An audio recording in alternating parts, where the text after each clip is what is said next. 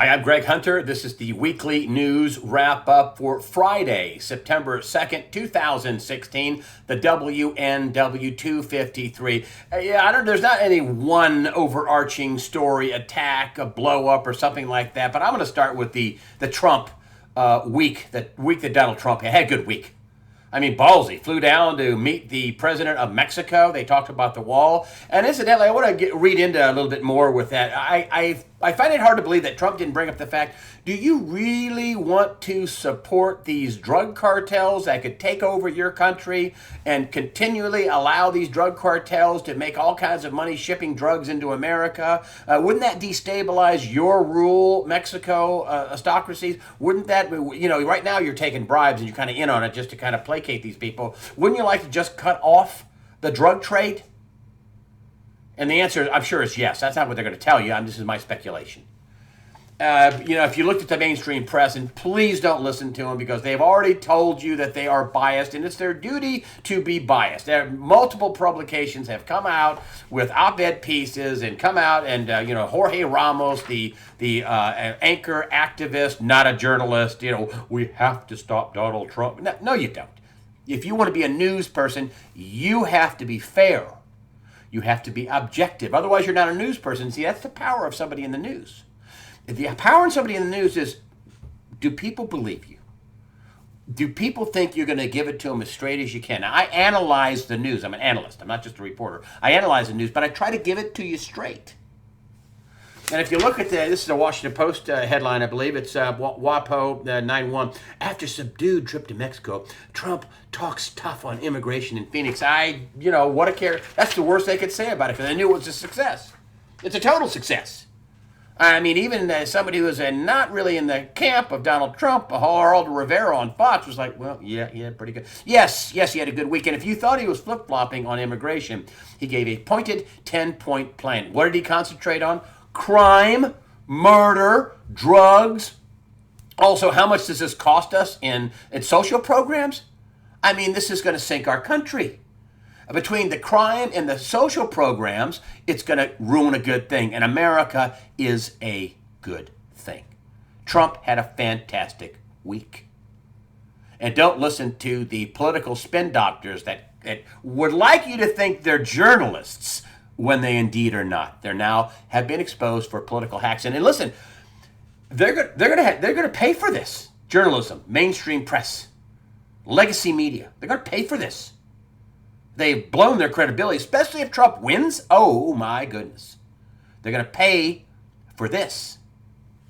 But it doesn't stop them from, backing their, New World Order, fraudulent candidate, Hillary Clinton. And here she is, she's giving the thumbs up. Oh, she's so happy. And what Clinton's small business plan says about her, she gets it. Yeah, she started talking about destroying coal miners' jobs and raising taxes on the middle class. Oops, that just slipped out. Yeah, she gets it. Yeah, I'm sure. Talking about raising taxes to pay for all of her large nests. But small business won't be affected. Group touts Clinton plan for reform. He touts reform. This is for somebody who totally, basically had paid to play at the State Department, had a private server to cover up the fact, this is what I think, cover up the fact that she was, doing all these things. Because you don't use, BleachBit to erase emails about yoga and Chelsea's wedding and about things like that. You don't use BleachBit, which is obstruction of justice. I can't tell you how many laws, that she broke, that she didn't handle documents well. She was extremely careless, according to the FBI. That according to James Kallstrom, he talks about the Clinton Foundation, who's a former assistant FBI director, says it's a huge, criminal enterprise or criminal conspiracy. Charles Ortel says the Clinton Foundation is just pure and simple charity fraud. Just pure and simple charity fraud. And and listen, you go onto the Clinton website. Clinton Foundation website. And I went on the Clinton Foundation website, and let me just show that this is the document. Here's the filing. This is the application for recognition under status 501c3, the charity, and this is the filing. And you look down here. This is the original filing. Let me make sure I get that. What does that say right here? 10/23/97. This is to build the Clinton Library. That's what it was. That's what this is supposed to be. To build the Clinton Library. This is the original, and everything they were going to get construction and donations to build the archival facilities, all of that. And then here we have, from 97 and then 10 years. This is the only thing on the Clinton Foundation website.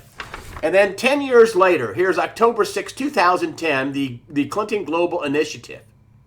What did they do between 97 and 2010 with all that money? That was just supposed to be a library, right? I mean, you can't just have a charity where you collect money for everything. You can't say, hey, I'm going to have a charity for cancer and then give it for dogs and cats and spade and neutering and poor people and housing. You can't do that. And, Charles Ortel says, listen, the onus is on the Clintons to prove that their charity is legit, that it's not a fraud. I personally think it's a fraud. A lot of other people think it's a fraud. And I think that's where she is exposed. This is why the New York Times, I think, has come out in an op-ed piece. The New York Times says, shut down the Clinton Foundation. Well, why? Maybe a few reporters, a few synapses touched together, and they realize, oh yeah, this is a fraud. They can't prove this is a charity. You have to have accounting. If you cured AIDS, where's the accounting? Where are your drugs? Where are your doctors? Where did you pay? How much you spend money on? Where's the accounting? How many people need these drugs? What's the ongoing cost of whatever? How about Haiti? How about the relief fund? $14 billion collected. Where'd that money go? There's a lot of Haitians that say they got screwed, that they collected money in their name for their relief fund and nobody got it. And you may look at me and say, well, you're just really overly negative on Clinton and you don't do a lot on Trump. Listen, Donald Trump's got his university. He's been sued for that. He's filed bankruptcy. I don't find that to be a big deal. I mean, the guy has, 150 businesses, and he had 3 or 4 or 5 of them, 5, 6 of them go down. And when you file bankruptcy, you turn your assets over to the bankruptcy trustee. It's not really a way to make money. It's a way to disperse debt and get rid of debt. And, he didn't get a bailout. But I digress. Donald Trump is dragging a tea bag compared to the bag of dirt, the growing bag of dirt Hillary Clinton is growing. I mean, out more emails out, another 30 emails this time on Benghazi she didn't turn over. You find out more reporting that, she emailed classified material. It's reported after she left as Secretary of State. I mean, where does it end? Where does it end? And, the newspapers are very reticent to bring up any of this. They don't do any investigation. They'll look into Donald Trump and his girlfriends, but a global charity fraud, as Charles Ortel says, it's the largest global charity fraud in history. Oh, no, nothing about that. But Donald Trump's girlfriends? And this is somebody that wants to be the leader of the free world who's going to have her finger on the nuclear button. And you saw what she did in Libya. That was a disaster. They basically got rid of Gaddafi by using terrorists. Same thing with Syria. With 300,000 dead and millions displaced. That handiwork, Hillary. But you see this with the foundation. This is a cartoon, which I found this to be shocking that they. Here's the Clinton, and here's the foundation. Here's the it looks like it's going. I think she's hugely exposed on this foundation. Pay to play, that's hard to prove. It can be proven, but that's hard to prove. Charity fraud, prove it. Show us the documents. You spent the money, you did good. You should be proud to show us all the good you did. And that's why I look at the enormous bag of dirt Hillary Clinton has, and the tea bag Donald Trump is it. He filed for bankruptcy. He had Trump university. Okay, maybe he did. But global charity fraud, pay to play, a big chunk of the United States uranium business falling into the hands of the Russians. She interceded with UBS, with the Swiss bank accounts, and then her husband got $1.5 million speaking fee. I mean, there's no comparison. And that's why I think the New York Times is saying, shut it down before you get caught. And you can't shut something down that fast. Here is something on USA Today. It was another shot. Clinton in murky territory on charity. And look at this. Nominee says she'll handle the conflicts of interest as president. Yeah, like she handled them while she was Secretary of State? Really? You're going to have a private server as president of the United States? Or multiple private servers?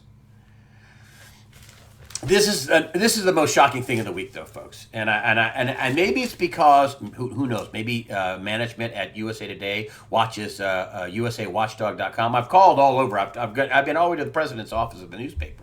I've asked for them to be fired. I think it's what they do, USA Today and other mainstream press, not just them. They are holding themselves out as news organizations, which means that they are objective arbiters of the truth. They are political hacks. That's a form of fraud, in my opinion. And GCI, I believe that's the stock ticker for Gannett. The television split off. Now it's newspapers in the USA Today. I would sell that stock. I would fire the CEO. I would fire the underlings for allowing the newspaper to turn into a political hack organization. I would do it. But this is, this is Rim Reader. And let me tell you something, folks. He says, here, I couldn't believe this on the money section. Reader, apply... hold on, let me make sure we get this. Let's see if we get this. There we go. Apply some scrutiny to Clinton. Apply some scrutiny to Clinton. They're admitting they're not doing it.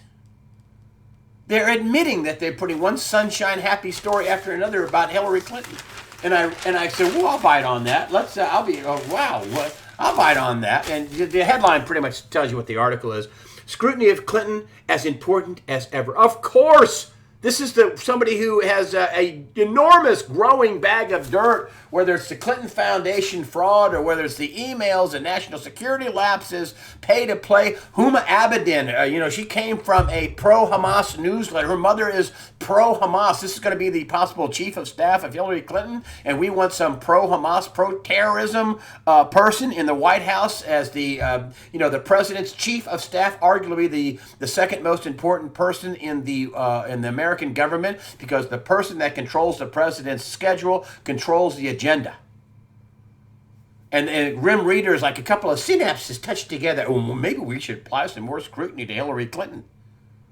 I mean, she got the nomination by fraud, according to WikiLeaks. They rigged it for her. And not only was the system rigged, and that was back since, the 80s, that they had these super delegates, which are donors and insiders and criminal cronies, or what I say, criminal crony class, but she couldn't even win with that. They had to continue to rig this thing so she could get it and beat Bernie Sanders out of the nomination. It was rigged, and I still say that these polls, I think that they are, you were for Bernie Sanders? Okay, thank you, click.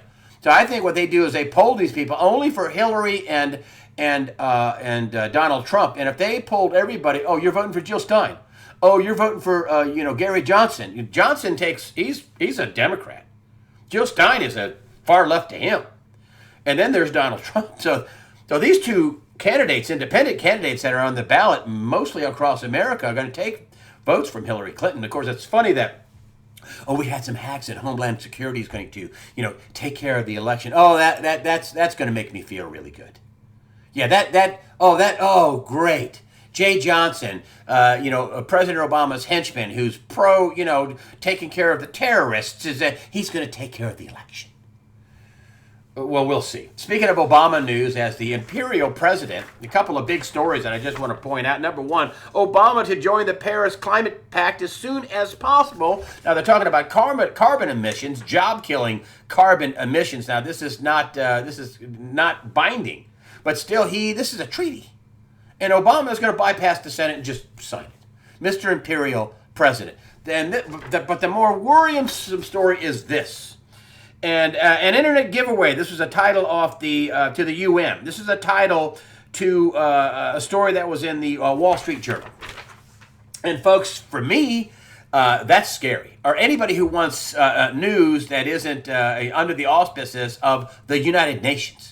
George Soros is all into the United Nations and the no borders and the free society thing, and let's make sure that the internet is taxed, so it's a good way to have a tax to the UN, and also maybe they would just raise taxes on my site to where I couldn't do business anymore. Or maybe they would just take it down because it wasn't very helpful to the global community. And this is something Obama said he wasn't giving away to the UN, and what's happening? Another lie. It's going to go to the UN at the end of the month.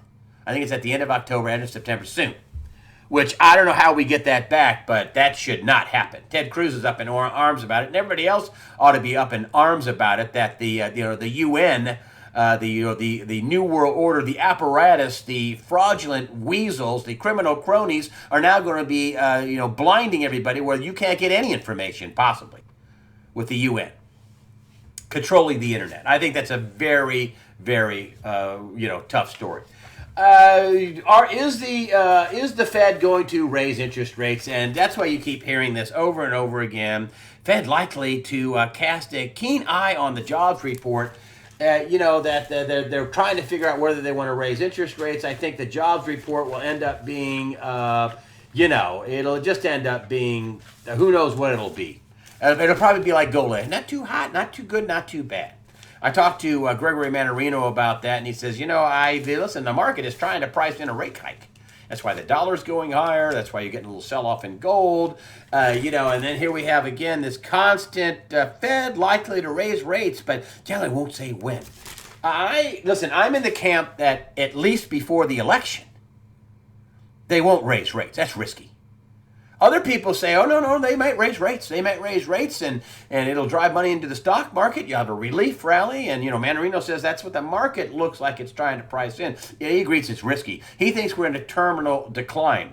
And, hey, you know who else says we're in a terminal decline? John Williams. I'll give you my notes on John Williams. I called him about these ADP numbers and the jobs number, raised 177,000, and, the jobs number, they keep telling us how great the economy is and how wonderful it is, and we're still in emergency measures. If the economy was doing well, this is Mannarino told me, he says, would we still be in emergency measures? 0% interest rates, or 0.38% supposedly federal funds rate, and all this, this QE has been going on, and all this easy money, and they can't raise a quarter of a point. Would that be such a problem if we were really growing? Well, let's just talk about a few data points about the economy, right? The real economy. And this is supply chain contagion arrives, global trade roiled, cargo owners panic and wake up Hanjin bankruptcy. Hanjin. It's the sixth biggest container company, shipping company. Hanjin. That'd be Korea. That'd be South Korea. So South Korea, what do they make in South Korea? Hyundai cars, pretty good car. Also, they make Samsung, devices, all kinds of Samsung TVs, stereos, you name it. Samsung. Is Hanjin going bankrupt because they are shipping too many Hyundais and Samsung flat screen TVs? You think that's why they're going bankrupt? The ships are sitting off the coast of California, frozen, stopped. Another a little data point I want you to look at, and let me explain this to you. Walmart eliminating 7,000 office jobs. 7,000 jobs in Walmart. Now notice when they're doing this, they're doing it, 4 months before Christmas? So they're eliminating jobs before Christmas. Usually big layoffs in retail happen after Christmas. So what does that tell you that Walmart is signaling about what they think is going to happen at Christmas? That they're going to be so overwhelmed with selling products and stereos and TVs and groceries and all that that they need to lay off 7,000 people 4 months before Christmas? I just don't think they'll raise rates. If they do, I think they'll crash the economy. And other people say, no. Warren Pollack thinks that they'll raise rates and they'll force money into the stock market, and near term it might look pretty good. I think it's risky. I think that negative interest rate, $15 trillion, $14 trillion, in Europe and Japan could just do bad things. Bad things could happen if you get a quarter of a point rate hike. And then on top of it, another little tickler to the economy. And this is a little misleading. The headline is Deutsche Bank refuses delivery of physical gold upon demand. Now, Deutsche Bank was a designated sponsor of a company called Extra Gold, XETRA-Gold. And Extra Gold, would hold your gold, and then anytime you wanted it, well, until now, you could get your gold from a designated sponsor. In this case, the designated sponsor was Deutsche Bank. And since 2007, they had 900 people, basically say, okay, I want my gold now. And they got rid of, and they picked up 4.5 tons of gold. But the designated sponsor, Deutsche Bank, wouldn't deliver the gold. And in a world of negative paying rates and the possibility of the Federal Reserve raising rates, and when rates rise, bonds take a hit, what would a negative bond do? What would a negative interest rate bond do if rates rose? I'd say it would be, be in trouble. I think it would be in trouble. And then on top of that, you take a look at the economy, and this is in USA Today. What kind of a bull or bear are you? You know, the funny thing about it, they have all these people on here. All these people, including, we've had him on, Axel Merck. And all these people, let me tell you something, all these people, nobody was all that bullish. Axel Merck started the parade off, he started on this side, and Merck said, everything's pumped up and everything's being propped up by government, central banks, and that's very dangerous. There's not that much fear into the market, and there ought to be fear. And all the other guys said, kind of the same thing. They're a little fearful, and it's high, but it doesn't mean it can't go higher. And what kind of this isn't stocks are going to the moon, you should invest now. That's not what this was. Everybody was fearful, and everybody had some kind of mention of basically central banks are propping it all up.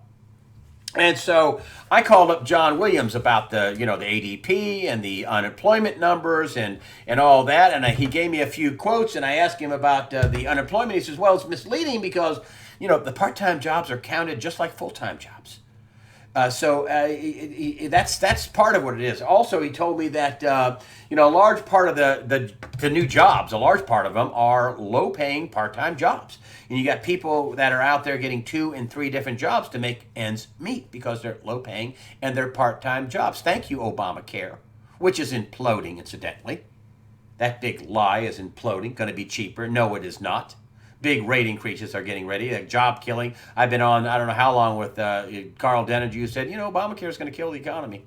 And it's sure doing that, and it's dying on its own.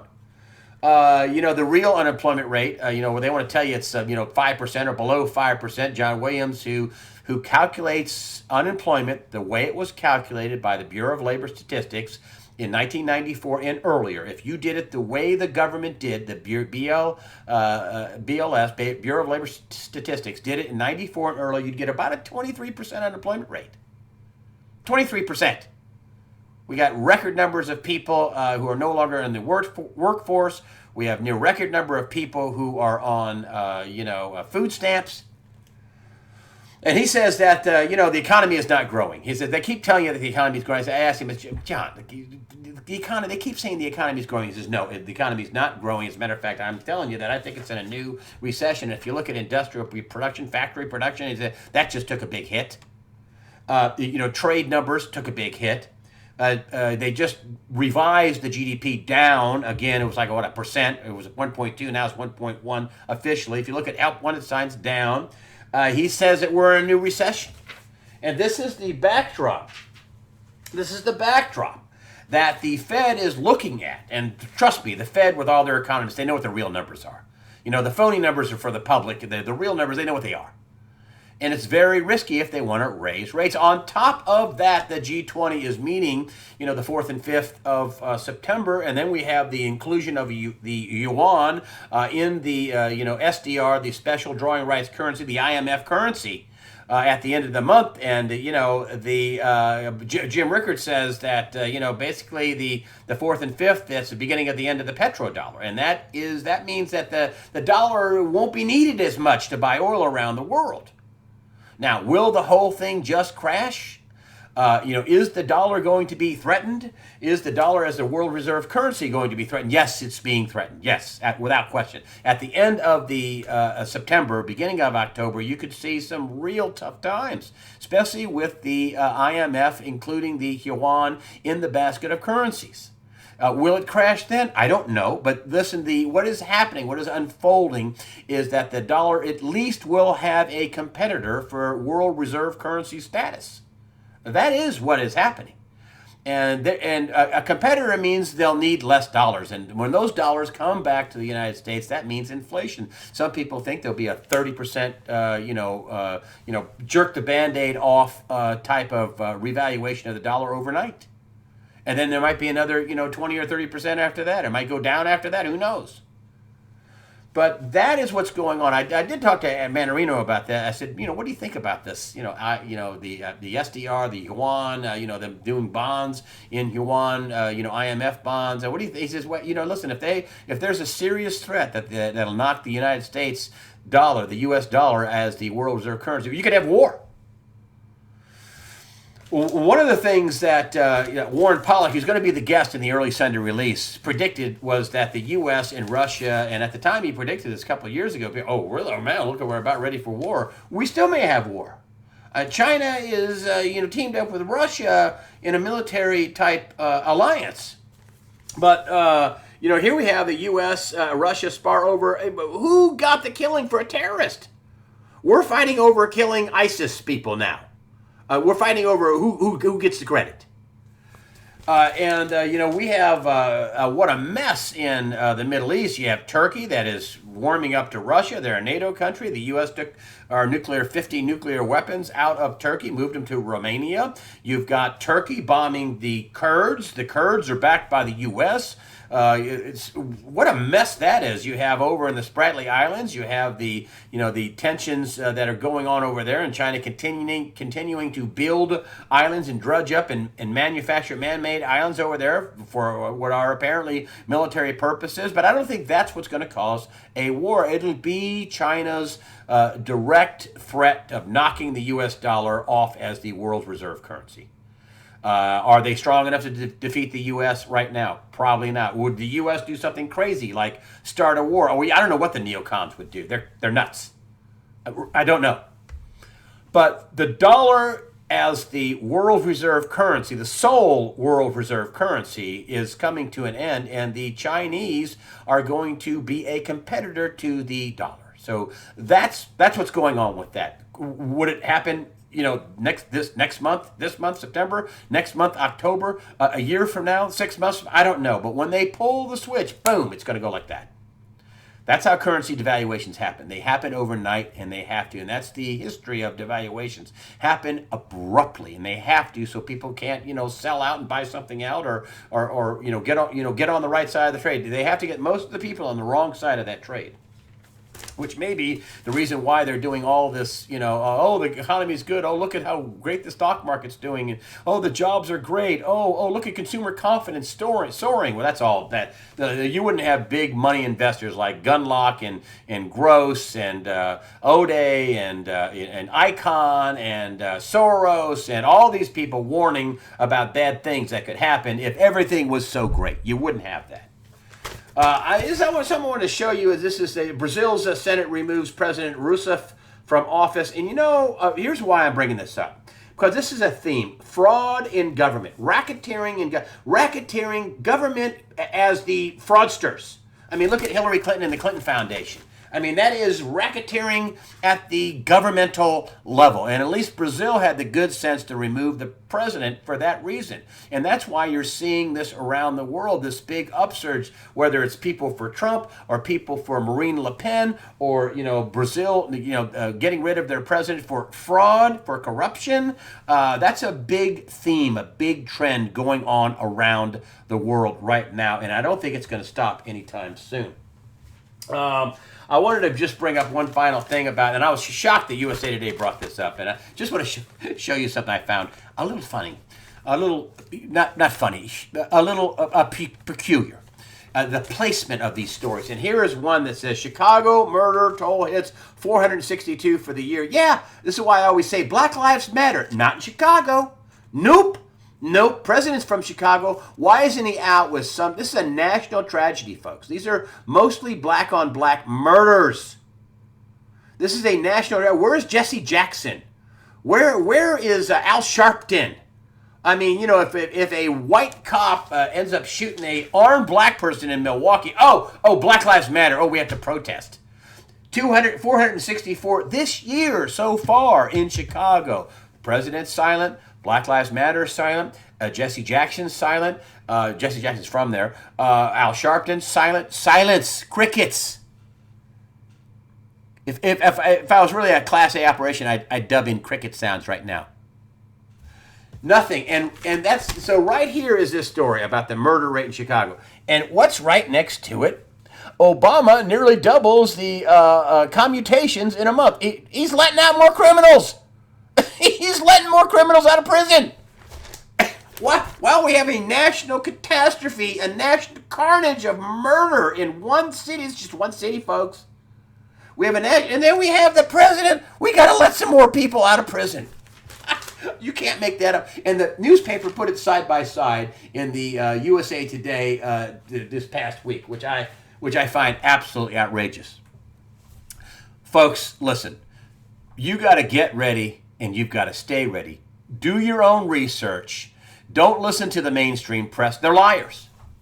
They're spin doctors. They're liars. They lie by omission. Things are not good in the economy. And the reason why I've always covered the economy is because that's the precursor before something bad politically happens. I mean, look at what happened in pre-World War II Germany. What they have? A terrible economy. They gave them Hitler. People voted for Hitler. They thought things were so bad, they thought Hitler was a good idea. As we now know, he was a terrible idea. And so prepare yourself spiritually, mentally, physically, mentally, and above all, spiritually. I forgot my own slogan here. Physically, mentally, above all, spiritually, prepare yourself. And fear not. God the Father is in charge. Thank you for supporting USA Watchdog with your donations. Thank you for supporting USA Watchdog with your comments. I got smart people here. Thank you very much. Have a good week.